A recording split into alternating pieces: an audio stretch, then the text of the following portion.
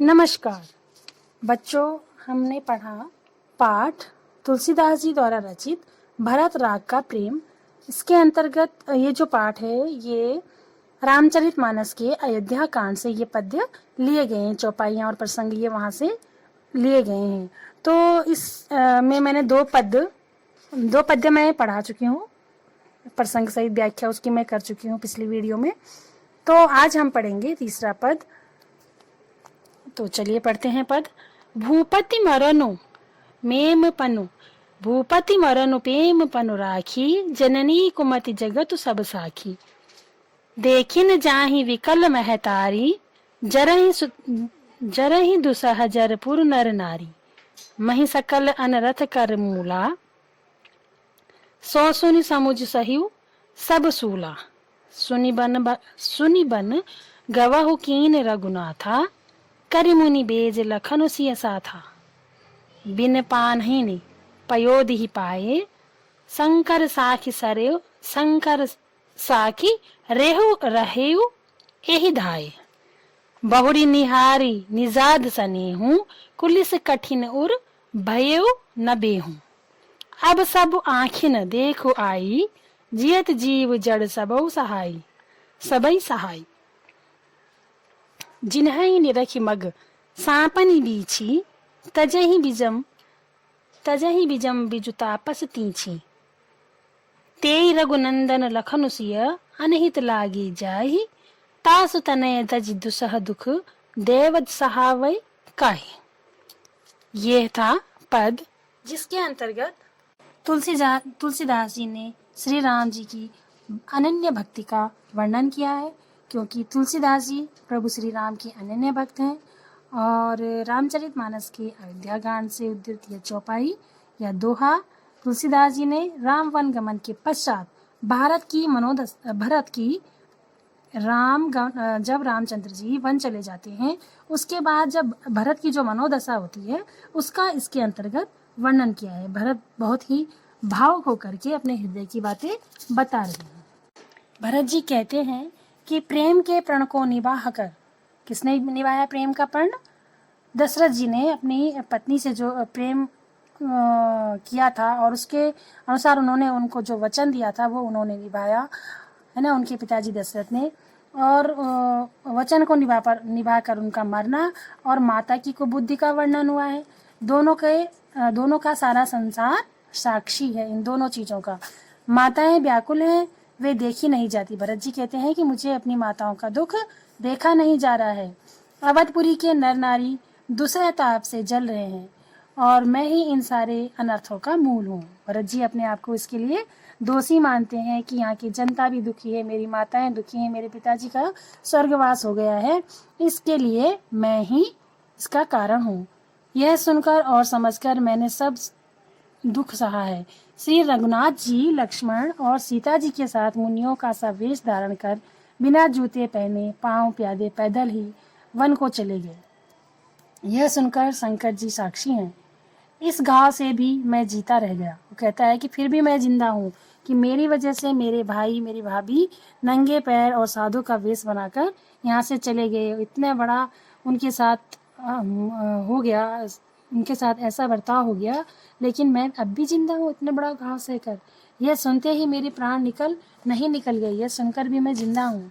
फिर निषाद राज का प्रेम देखकर भी इस वज्र से भी कठोर हृदय में छेद नहीं हुआ, ये फटा नहीं। अब यहाँ आकर सब आंखों से देख लिया। किसको कहते हैं? भरत जी कहते हैं कि अब यहाँ आकर सब देख लिया, यह जड़ जीवित जीता रहकर सभी सहेगा। जिनको देखकर रास्ते की सांपिन और बिच्छी भी अपने भयानक विष और तीव्र क्रोध से त्याग देती हैं। वो कह रहा है कि मुझे देख करके जो सांप और बिच्छुएं होती हैं वो भी अपना भयंकर विष त्याग देती हैं, क्योंकि उसका मुझ पर कोई असर नहीं होगा। वे ही श्री रघुनंदन लक्ष्मण और सीता, जिसको शत्रु जान पड़े, उस केकई के पुत्र मुझको छोड़कर दैव दुसह दुख और कौन सहेगा।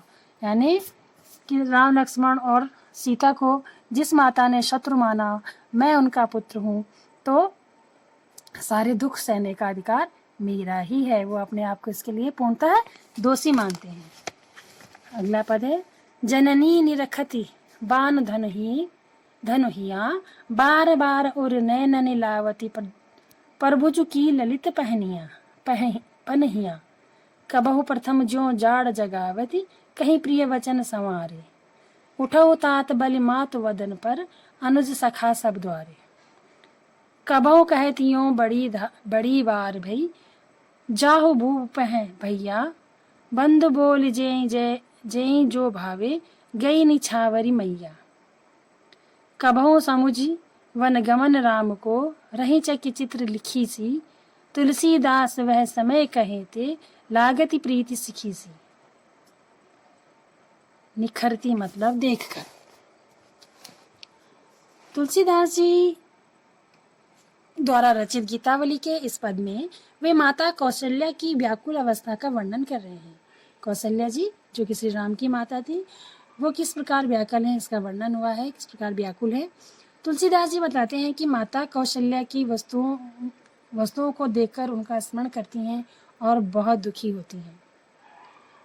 माता कौशल्या राम के धनुष बाण और उनका सुंदर जूतियों को देखती हैं और वह राम की इन वस्तुओं को बार बार उठाकर अपनी आंखों से लगा लेती हैं, यानी उनको अपने पुत्र की याद आ रही है और वह याद करते हुए बेचैन हो उठती हैं कि कभी वह सुबह सवेरे जाकर राम को जगाती हैं। वे बड़े ही स्नेह भरे बोल कर राम को जगाती थी। वह राम को उठाते हुए कहती है कि बेटे उठ जा। माता कौशल्या को देखकर बलि जाती हैं। वह उन्हें कहती हैं कि उनके छोटे भाई और मित्र दरवाजे पर प्रतीक्षा कर रहे हैं। कभी माता कौशल्या कहती है कि बहुत देर हो गई है, अब तुम अपने भाइयों के साथ राजा के पास जाओ। राम के भाई और मित्र उनसे मनचाही वस्तुएं खाने को कहते हैं। यह सब देखकर सुनकर माता कौशल्या न्यौछावर हो जाती थी। कभी वह राम के वन जाने की बात को याद कर किसी चित्र की भांति जड़वत हो जाती है, यानी कि उन्हें सदमा सा लग जाता है जब उन्हें याद आता है कि राम वन चले गए हैं। तुलसीदास जी विरह वेदना में डूबी माता कौशल्या के बारे में लिखते हैं कि वह माता कौशल्या उस समय प्रेम में डूबी किसी मोरनी की सी आंसू बहाती दिखती हैं। तुलसीदास जी ने इस पद में अवधी भाषा के बड़े ही सरल सहज स्वाभाविक शब्दों को व्यक्त किया है और इस पद में करुण रस की उत्पत्ति हुई है। तो अब पढ़ते हैं अगला पद। राधो एक बार फिर आओ, एवर बाजी बिलो की आपने बहुरो बनही सिंधाओ। जे पय प्याई पोख कर पंकज वार वार चुकारे, क्यों जी वही मेरे राम लाडिले, ते अब निपट बिसारे। भरत सौगुनी सार करत है, अति प्रिय जान तिहारे। तदपि दिन ही दिन होत झांवरे, मनो कमल हिम मारे। सुनहु पथिक जो राम मिलही, बन कहियो मातु संदेशो। तुलसी मोई और सबहि ते, इन्हीं को बड़ो अंदेशो। तुलसीदास जी लिखते हैं कि माता यशोदा, माता कौशल्या राम जी को याद करते हुए कहती हैं कि हे राघव, तुम एक बार तो अवश्य लौट आओ।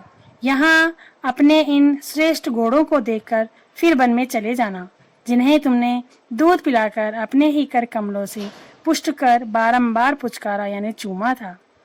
हे मेरे लाडले राम, अपने बेटे को प्रेम से बुला रही हैं, हे मेरे लाडले राम। वे अब एकाएक भूल जाने से कैसे जीवित रह सकेंगे।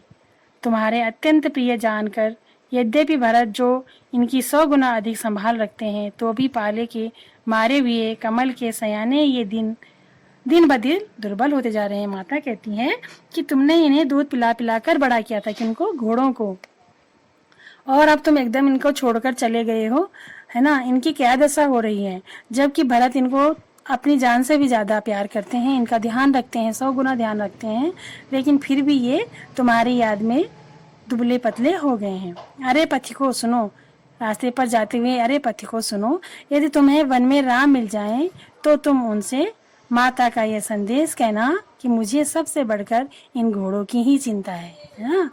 माता संदेशा भिजवा रही है पथिक यानी राहगीरों के पास कि तुम्हें राम मिले, उनसे कहना कि मुझे अपनी नहीं इन घोड़ों की चिंता है जिन्हें तुमने बचपन में पाल पोस के अब बड़ा किया है। अर्थात माँ कौशल्या द्वारा राम के वियोग में दुखी घोड़ों को देखकर राम के एक बार पुनः अयोध्या में आने का माता निवेदन करती है। माता कौशल्या राम के वियोग में दुखी घोड़ों को सहलाते हुए अपनी आंतरिक पीड़ा को उनके सम्मुख व्यक्त कर रही है। माता कौशल्या कमल के फूलों को चुनकर रखती है और जिस प्रिय बेटे राम को देख देख कर जीती थी उसी पुत्र ने उन्हें भुला दिया है। जो माता कौशल्या है वो राहगीरों को, रास्ते पर जाने वाले राहगीरों को, यात्रियों से निवेदन करती हैं यदि कहीं राम मिले तो उन्हें अयोध्यापुरी लौट आने का संदेश अवश्य देना। तो ये जो पद थे ये गीतावली से लिए गए हैं, तुलसीदास जी की गीतावली से लिए गए हैं। तो इसी के साथ ये तुलसीदास जी के पद समाप्त हुए। भरत राम का प्रेम पाठ के ये पद थे, ये पद यहीं पर समाप्त हुए। बच्चों आपने इन सभी पदों का प्रसंग सहित व्याख्या करनी है, अपनी हिंदी की नोटबुक में लिखना है और इसके प्रश्न उत्तर के साथ मैं अगली वीडियो में प्रस्तुत होंगी। तब तक के लिए धन्यवाद।